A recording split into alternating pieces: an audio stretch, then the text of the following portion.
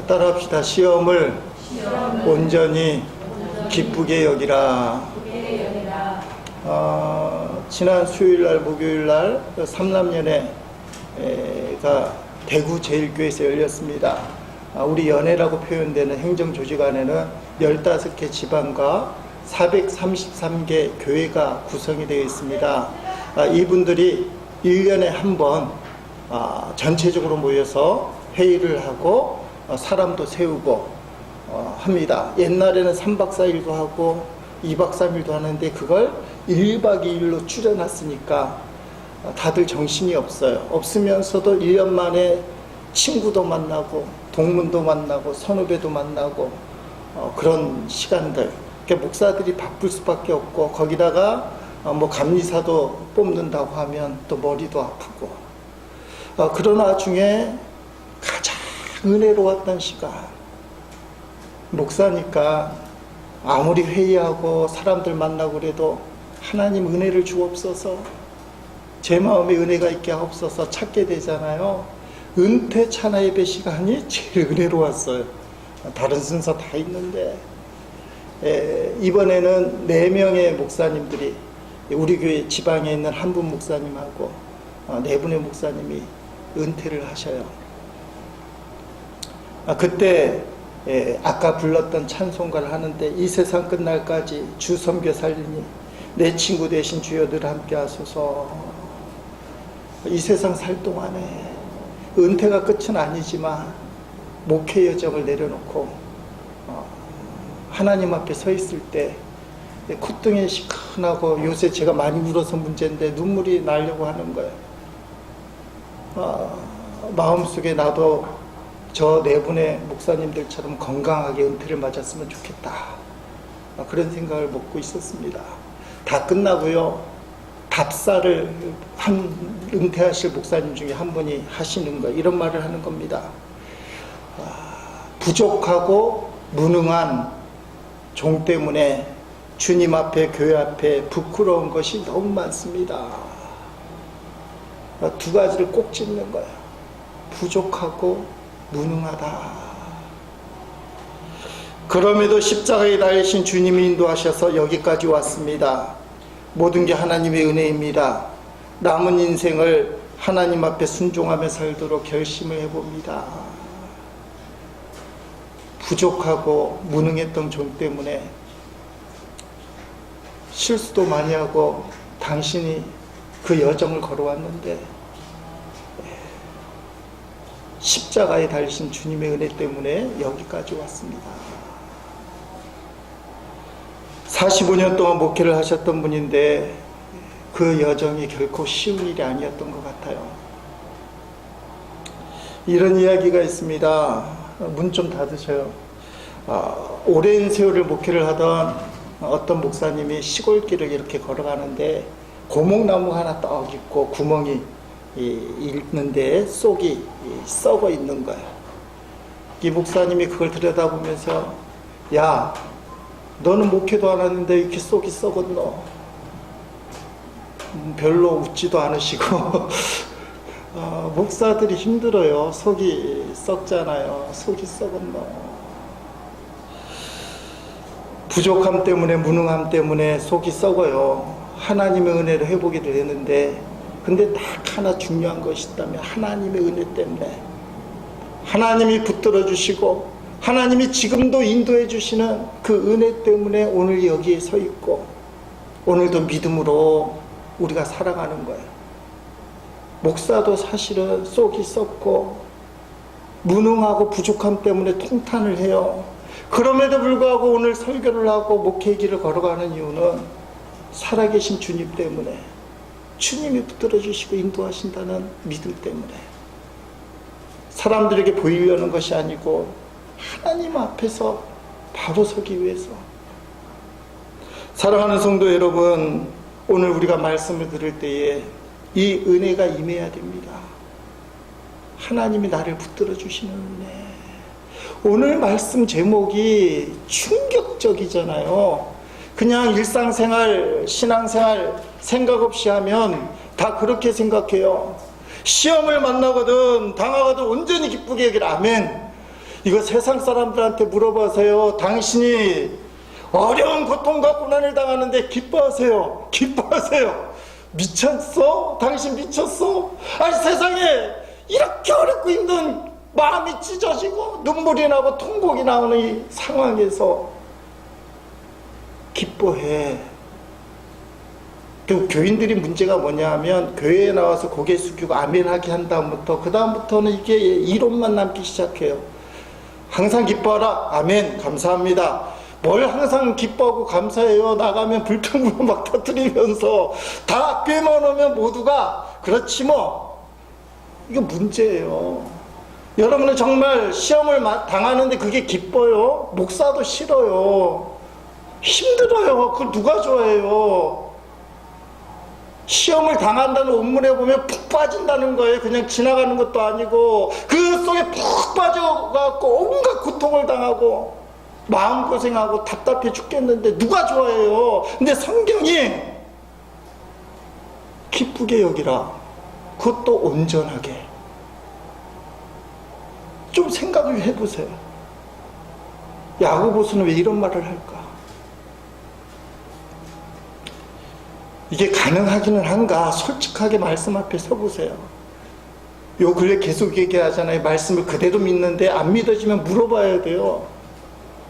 저 말씀 그대로 믿고 싶은데요. 안 믿어져요, 이게. 시험도 한 종류가 아니고 여러 가지 시험을 당하거든. 온전히 기쁘게 여기라. 시험 공부하는 우리 고3 학생이 오늘 안 나왔지만 수능 시험 싫어요. 자격을 준비하는 싫어요. 고시생들 싫어요. 경찰 시험 준비 열심히 하는데 몇 번 떨어진 분도 있잖아요. 얼마나 힘들겠어요. 그냥 세상에서 말을 하는 시험도 싫은데 그걸 기쁘게 여기라. 이제 잠잠히 좀 생각을 해봐요. 왜 기쁘게 여겨야 될까? 어떻게 기뻐할 수 있는가? 시작은 예수님을 생각하면 기뻐할 수 있다. 베드로전서 4장 12절 14절에 13절에 사랑하는 자들아 너희를 연단하려고 오는 불시험을 이상한 일 당하는 것 같이 이상히 여기지 말고. 저것도 이해가 안 돼. 사랑한다고 얘기해놓고는 연단 당한대, 불시험에 온대. 근데 아무 일도 아니래. 아니 교회 다니면 축복받고 성공하고 건강해야지 연단당하고 불시험 당하는 게 아무 일도 아니래. 옛날로 치면 병들면 저주받았다는 신학을 가진 사람들 입장에서 보면 이건 말도 안 돼요. 교회 나오면 다 세상적으로 성공하고 세상적으로 뭐하든지 큰 축복을 받아서 큰 사람이 됩니까? 그럼 예수님 왜 패배자가 되고 실패자가 되어서 십자가에 달리셨나요? 그 잘못된 믿음이에요. 성경은 예수님 믿는데도 불시험을 당한대요. 이상하게 여기지 말래요. 당연하대요. 13절 오히려 너희가 그리스도의 고난에 참여하는 것으로 즐거워하라. 이는 그의 영광을 나타내실 때에 너희로 즐거워하고 기뻐하게 하려 함이라. 아멘. 뭔가 안개가 뿌옇하지만 보이잖아요. 그냥 생각나는 게 그렇지 이 세상이 전부가 아니지. 하늘나라 가면 다 아시지. 이 정도는 여러분도 느끼시잖아요. 근데 조금 더 한 걸음 더 나가면 고난당할 때 고난당하신 주님을 생각하고 주님이 십자가에서 고난당했는데 이 정도쯤이야. 좀 더 엄밀히 얘기하면 자기 죄 때문에 자기 의도 때문에 고통당하는 건 어쩔 수 없지만 바로 살려고 올바로 살려고 제대로 믿으려고 하는데 이상하게 세상이 그냥 두지 않아요. 빛으로 살려고 하면 어두운 세상이 그 인간을 그냥 두지 않아요. 제대로 신앙생활 하려고 하면 그대로 두지 않아요. 이번에 주보의 칼럼에 실었잖아요. 그 칼럼 내용 중에 이런 말이 있지 않습니까? 펴서 보시면 신입사원이 술자리에 성령의 취함을 증언한다면 암묵적인 동의로 이루어진 탈세 현장에서 정직을 주장한다면, 간음이 일반화된 사회에서 순결을 실천하며 성경이 말하는 결혼의 중요성을 외친다면, 욕설이 입에 밴 친구들에게 하나님께 영광을 돌리는 말을 하자고 권유한다면, 만나는 사람마다 예수님이 진리이심을 전한다면, 인생의 모든 곳에서 먹든지 마시든지 무엇을 하든지 기승전 예수로 일관한다면 사회생활 못하잖아요. 여러분, 제대로 믿으려고 하는데 고난당하는 건 상식이라는 말이에요. 거꾸로 얘기하면 성도가 고난 안 당하는 게 비상식이라는 거예요. 그래서 이상하게 여기지 말라. 너가 믿음 때문에 고난당할 때 왜 예수님이 십자가에 달리셨는가? 우리의 죄악을 도말하고 우리를 살리기 위해서, 세상을 바로잡기 위해서, 죄악으로 충만한 세상을 그래도 바른 길로 이끌기 위하여 벽돌 한 장 낳고 우리를 구원하기 위해서. 그러므로 여러 가지 이유 중에 고난을 당하지만 첫 번째 발걸음을 내딛는 것은 예수님을 생각하라.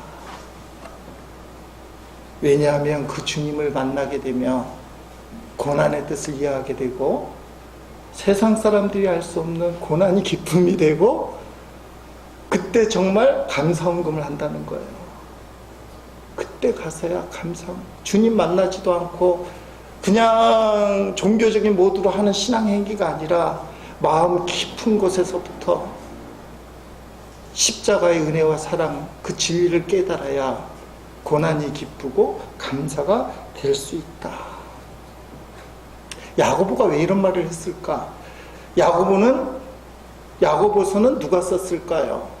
어떤 성경은 야고보에게, 사람에게 보내는 편지가 대상자가 이름이 되기도 하지만, 야고보는 야고보라는 사람이 썼어요. 성경에 4명이 나오지만 간단하게 말하면 모든 사람들이 예수님의 이복 동생, 친동생 이렇게 표현되는데, 동생이 야고보를 썼다. 형님 예수님을 믿게 되고 성경을 썼다, 이렇게 동의를 합니다. 근데 복음서에 보면 예수님의 가족들이요, 예수님을 믿지 않았어요.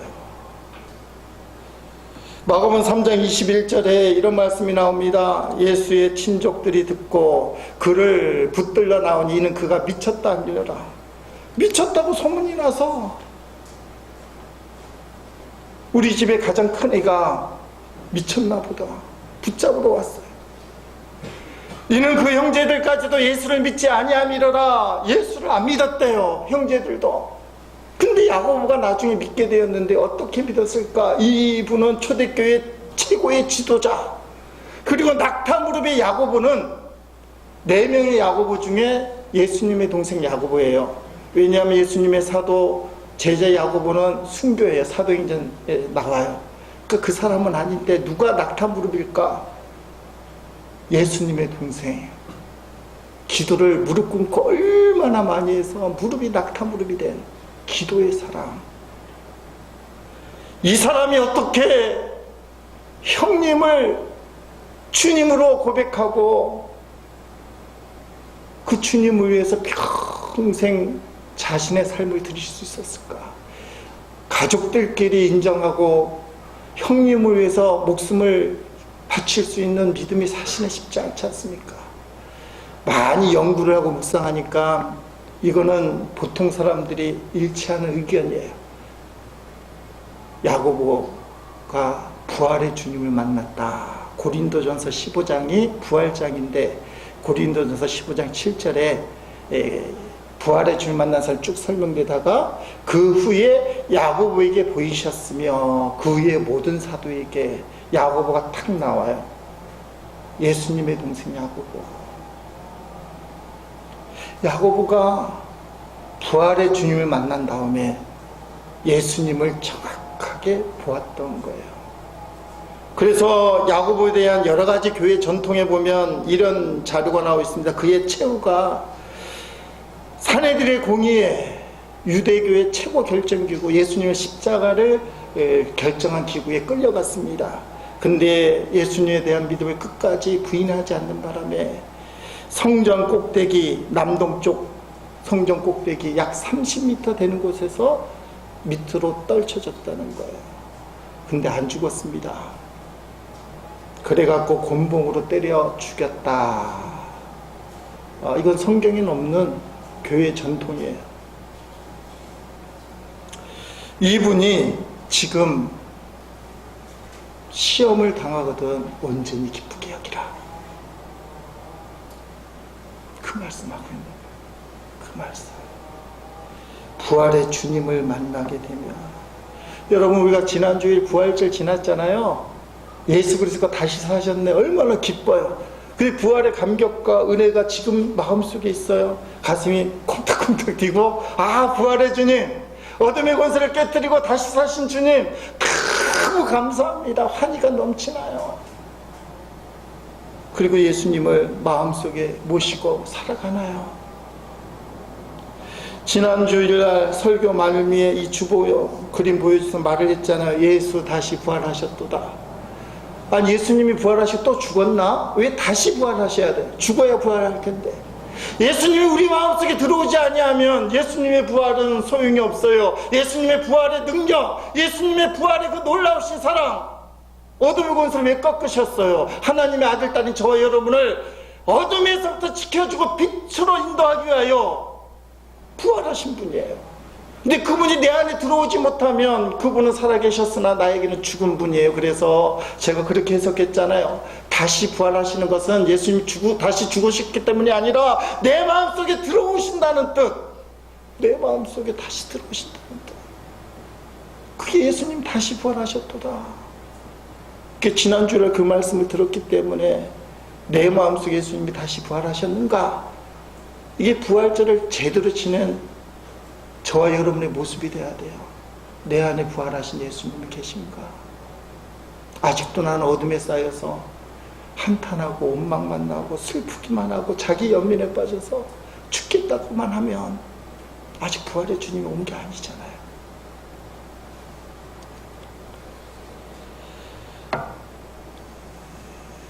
삼남년의 얘기를 많이 하는데요. 회의를 하고 여러 가지 복잡한 상황에 이 감리사라는 거 딱 되고 난 다음에 복잡해져요.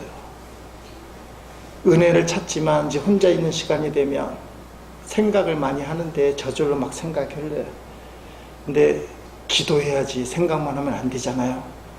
주님께 생각을 맡겨야 된다. 기도를 해야 된다. 주여 주여 하는데 아는 사람은 알지만 기도로 시작했다가 자기 생각 이렇게 돼야지 이렇게 돼야지. 분명히 처음은 주여 도와주시옵소서 인도하세요 했는데 생각 이렇게 돼야 되는데 저렇게 돼야 되는데 이 기도가 아니고 생각할 때가 있어요. 본인은 그때 기도라고 착각하는 분들이 있어요. 자기 생각을 주님께 못 맡기고 자기 계획을 자꾸 떠올리는 거. 그때는 그걸 멈춰야 돼요. 생각에 사로잡히면 마음은 붕 떠요. 그리고 빨리 그걸 해치고 싶은 욕망이 생겨요. 그래서 악한 것들이 그걸 이용해서 우리에게 틈을 보여요. 말을 실수하게 만들고 행동을 실수하게 만들고, 본인은 기도했다고 생각하지만 생각을 붙잡을 때 그 생각 속에 마귀가 들어와서 말 실수, 행동 실수를 하게 돼요. 그러니까 자기가 기도한다고만 착각하지 말고 진짜 주님께 맡기고 주님의 인도를 받는 거, 이게 기도예요. 근데 많은 성도들이 거기서 헷갈리는 거예요. 기도한다고 얘기하지만 자기 생각만 계속 해놓고는 기도했다고 착각해요. 그래서 응답이 없어요. 자기 생각이 하면 될 것 같거든요. 마음이 막 부풀어 흘러서 빨리 해야지 했다가 말 실수, 행동을 실수하게 돼요. 그때는 딱 멈춰야 돼요. 이건 안 된다. 저도 멈췄어요. 그 다음에 주님 앞에 찬송을 했어요. 제가 제일 잘 부르는 찬송가 407장. 구주와 함께 나 죽었으니 구주와 함께 나 살았도다. 영광의 그날이 이르도록 언제나 주만 바라봅니다. 언제나 주는 날 사랑하사 언제나 새 생명 주시나니 영광의 그날이 이르도록 언제나 주만 바라봅니다. 마음이 자리가 잡혀요. 당황이 멈추고 차분하게 어떻게 가야 될지가 보이는 거예요. 그때 가서 느끼는 게 주님이 나를 붙드시고 인도해 주신다. 내 생각대로 내 계획대로 되는 것보다 주님께 맡겨야 된다. 주님이 원하는 게 뭘까? 앞으로 험난한 일들이 많이 생길 것 같은 느낌이 들 때 주님을 가만히 붙들어요. 그러면 주님이 주시는 힘이 있어요. 그때 하는 말이 시험을 당하거든 온전히 기쁘게 여기라. 아, 그건 내 일이 아니구나. 내가 이렇게 하는 게 주의 일인데, 주의 일을 하려고 세움받았는데, 주의 일을 하려고 이걸 계획하는데 이게 내 일이 아니고 주님의 일이구나. 주께서 인도해 주시구나. 그러면 기쁨이 생기기 시작해요. 주님이 이끌어 주시는구나. 시험을 당하거든 어떻게 기뻐하냐고요? 주님을 생각하고 만나야 돼요. 그게 안 되면 종교적인 모두의 그냥 이야기예요. 주님을 만나면 어떤 현상이 벌어지냐면 죄를 인정하고 정말 내가 제대로 주님을 온전히 바라보는가 한 발자국 더 나가야 돼요. 그래야 진짜 시험이 마음 깊은 곳에서부터 응어리가 없는 기쁨으로 바뀐다는 거예요. 여러분 환히 웃고 있어도 문제가 많은 사람도 인상이 찌그러지지만 환하게 웃는 그 사람도 어떤 분은 인간의 응어리가 남아있을 수 있어요. 누구든지 그건 있다고 생각을 해요. 근데 그것도 내려놓고 주님만 바라볼 때 어떤 시험을 당해도 여러 가지 시험을 당해도 기뻐할 수 있다. 매주 모여서 기도하는 목사님들 요새 책을 존 비비어의 영적 무기력 깨기 책을 읽어요. 영적 무기력 깨기 신간입니다. 192쪽에 이런 말이 나와요. 하나님이 말씀을 통해서 혹은 기도 중에 안 된다고 분명히 알려주신 것을 우리가 계속해서 원하면 하나님 우리에게 좋지 않고 결국은 우리가 그것으로 심판을 받게 될 줄 알면서도 그냥 주실 경우가 많다. 이게 좀 충격적인 얘기인데 하나님이 원하지 않고 우리에게 해가 되는데도 주세요 주세요 주세요 필요해요 필요해 하면 주신다는 거예요. 이걸 성경적인 근거로 제 책을 썼을 거 아니에요. 보는 순간에 그렇지 악하고 못되고 나쁜 짓만 하는데 이상하게 잘 풀리는 성도들 목사님들 있어요. 이해가 돼요. 평가가 그렇게 나쁜데도 잘 풀리는 이유는 기도를 열심히 한다는 거예요. 자기 욕심을 품고라도 기도를 열심히 해요. 설교 시간에 위험한 메시지이긴 하지만 욕심을 이루기 위해서도 끝까지 기도하면 응답받을 확률이 있다. 문제는 응답받고 나서 그게 진짜 좋은 거는 그 다음 문제지만 솔직히 주변에 알잖아요. 아니 어떻게 저런 못된 기도를 응답해 주시지? 응답하신답니다. 응답하신답니다. 가장 대표적인 거 이스라엘 백성이 하나님 앞에 왕을 구할 때 사무엘 선지자가 안 된다고 그랬어요. 하나님이 제일 싫어하십니다. 그런데 새 옷 달라고 이스라엘 백성이 달려드니까 하나님 세워줘라. 사울왕이 이스라엘 왕이 됐어요. 사무엘이 죽음을 앞두고 사랑하는 이스라엘 백성들에게 메시지를 줄 때 니네가 큰 잘못한 게 있는데 왕을 세워달라는 거 그거 하나님 반드시 심판한다. 이스라엘 역사에 하나님이 심판한다고 하면 이스라엘 사람은 경기를 일으켜 죽는 거니까. 여러분 사무엘상 12장 9절 19절 20절 말씀해 보니까 이런 말씀이 나요. 쭉 넘겨보세요. 예. 됐어요. 모든 백성이 이스라엘 백성 사무엘에게 이르되 당신의 종들을 위하여 당신의 하나님 앞에 기도하여 우리가 죽지 않게 하소서. 자기가 기도하는 게 겁이 났어요. 죄를 많이 져서. 우리가 우리의 모든 죄에 왕을 구하는 악을 더하였나이다. 자기 죄를 알아요. 고백을 하는 거예요. 사무엘이 백성에게 이르되 두려워하지 말라. 너희가 과연 이 모든 악을 행하였으나 여호와를 따르는 데에서 돌아서지 말고 오직 너희의 마음을 다해 여호와를 섬기라. 아멘. 저는 이게 오늘날 저와 여러분에게 솔직한 말씀이 돼야 된다고 믿습니다. 거룩한 척, 나는 문제가 없는 척, 응어리가 없는 척, 나는 주님 앞에 100% 순수해, 경건해, 거룩해. 그렇게 아무리 포장해도 속에는 응어리진 게 있다고요. 죄가 있다고요. 저도 있다고요. 제 얘기를 못하니까 이제 비비오 목사님 얘기할 거예요. 그걸 털어놓아요. 하나님 앞에 기도하기도 부끄러우니까, 사무엘에게 이제 죽을 거니까, 표현이 좀 그렇지만 돌아가실 분이니까 기도 좀 해주세요. 죄를 인정하고요, 하나님께 맡겼더니 뭐라고 얘기하느냐, 이게 메시지예요. 따라합시다. 그래도 하나님만 섬겨라. 옛날 지은 죄 눈 감아줄게. 지금부터 하나님만 제대로 섬겨라. 그러면 하나님의 함께함을 단단하게 느낄 수 있어요. 비비오 목사님이 기독교 유명한 지도자인데, 자기 책 저서 여러 권 중에 영적 무기력 깨기가 제일 중요한 책이라고 하면서 일부러 자기를 오픈했어요. 포르노 중독에 대한 이야기. 12살 때 처음 포르노를 보고 중독에 빠지기 시작했답니다. 친구가 가져온 포르노 한 번 보더니 빠졌어요. 19살 때 예수님을 인격적으로 영접했습니다. 예수님 나의 구주. 그때 자기에게 있었던 세상의 모든 욕망들이 공중으로 분해됐다고 표현을 해요. 공중으로 흩어졌다.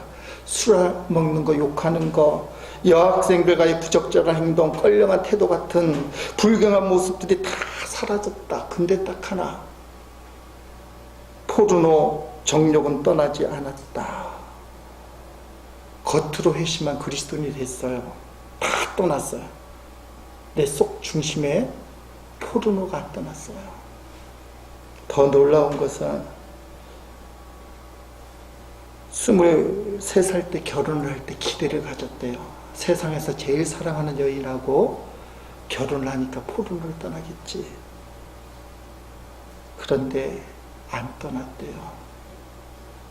부부끼리 또 이상한 눈빛으로 볼지 모르는데 안 떠났대요. 더 놀라운 이야기는 목사가 됐대요. 그림이 그려지시나요? 19살 때 회심했고요. 23살 때 결혼하면 끝날 줄 알았고요. 목사가 됐는데도 겉으로는 경건하고 바람직하고 깨끗한 목사님인데 포르노가 안 떠났대요. 그런 차에 1985년 5월 6일에 이분이 어떤 교회, 쉽게 말하면 서빙 목사님이에요. 특별히 강사들, 유명한 목사님이 오셨답니다. 레스터 썰랍이라는 이 아시아에서 영적인 운동을 일으키는 귀신도 쫓아내가는데, 이분이 오셨대요. 설라 목사님을 이렇게 접대를 하다가 개인 시간이 나서 솔직한 고백을 했답니다. 목사님, 저 포르노 아직도 봐요. 볼 때마다 마음의 죄책감 때문에 주님 잘못했습니다, 다시 안 보겠습니다 하는데 또 봐요. 알고 있어요. 이거 하면 안 돼. 근데 못 끊어요. 설라 목사님만 이렇게 털어놔요. 이게 쉬운 일은 아니에요, 사실. 설라 목사님의 강력한 은사를 알고 있기 때문에. 이 진정성을, 비비오 목사님이 진정성을 알고요, 설라 목사님이 강력한 안수 기도를 했다는 겁니다. 떠나가지 않았대요. 이분이 분명히 안수해주면 떠나갈 줄 알았는데.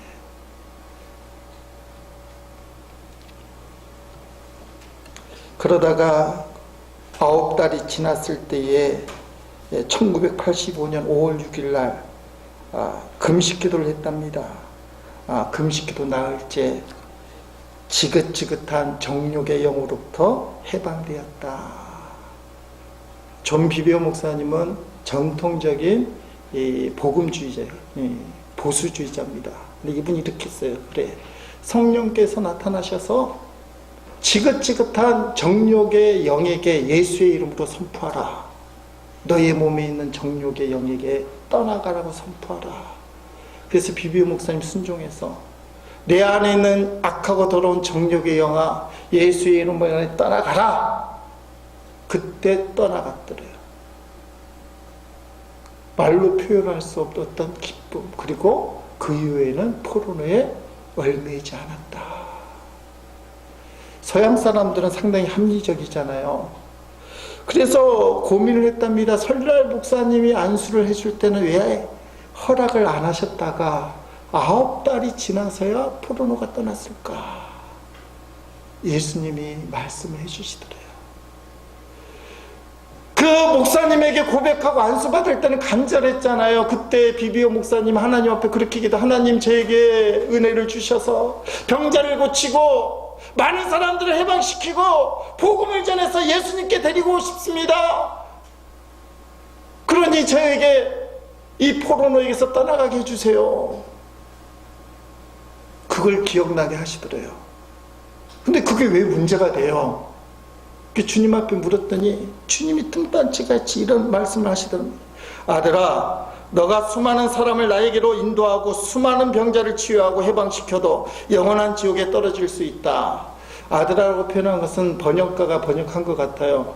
어쨌든지 간에 수많은 사람을 복음으로 이끌고 병을 치유하고 사람을 해방시켰는데 지옥에 떨어진대.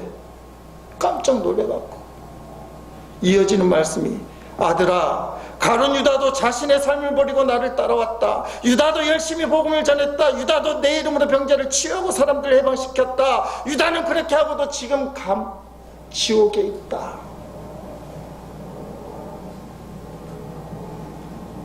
그렇다면 제가 어떻게 기도해야 됩니까? 무엇을 기도해야 됩니까? 어떤 게 중요한 겁니까? 예수님의 짧은 말씀, 나를 친밀히 아는 것이다.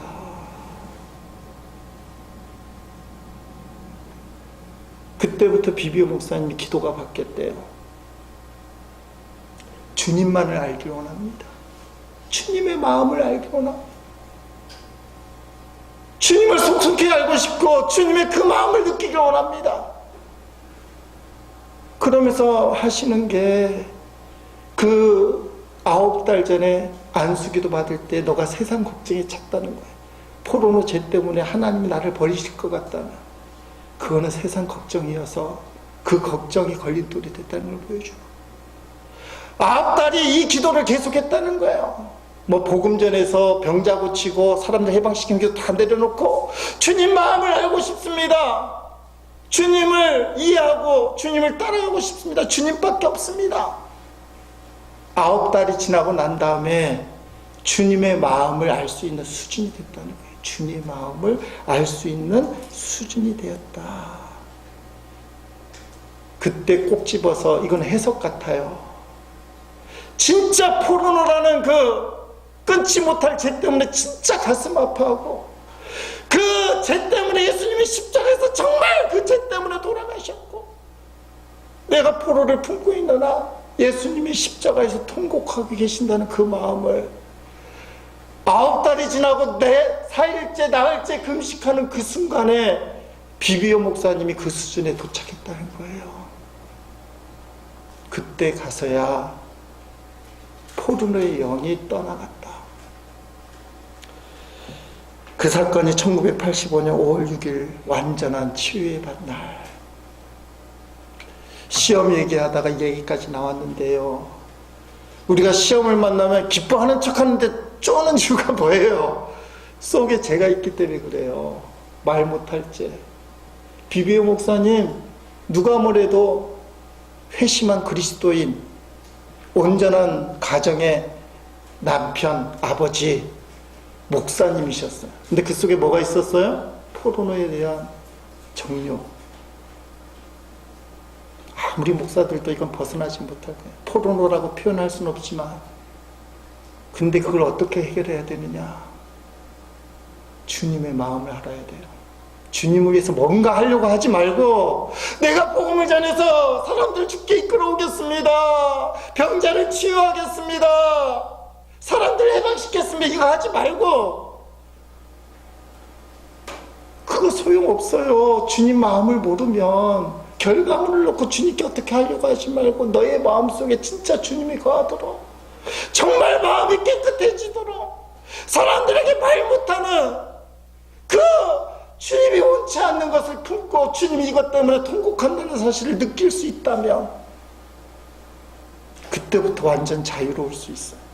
이런 분은 오늘 말씀에 그대로 해당이 됩니다. 어떻게 해요? 여러 가지 시험을 당하거든 온전히 기쁘게 여기라. 비비우 목사님은 될 거예요. 물론 살다 보면 또 죄를 짓긴 하겠지만 기본적으로 이 말씀이 응하는 사람. 근데 왜 이게 응하지 않나요?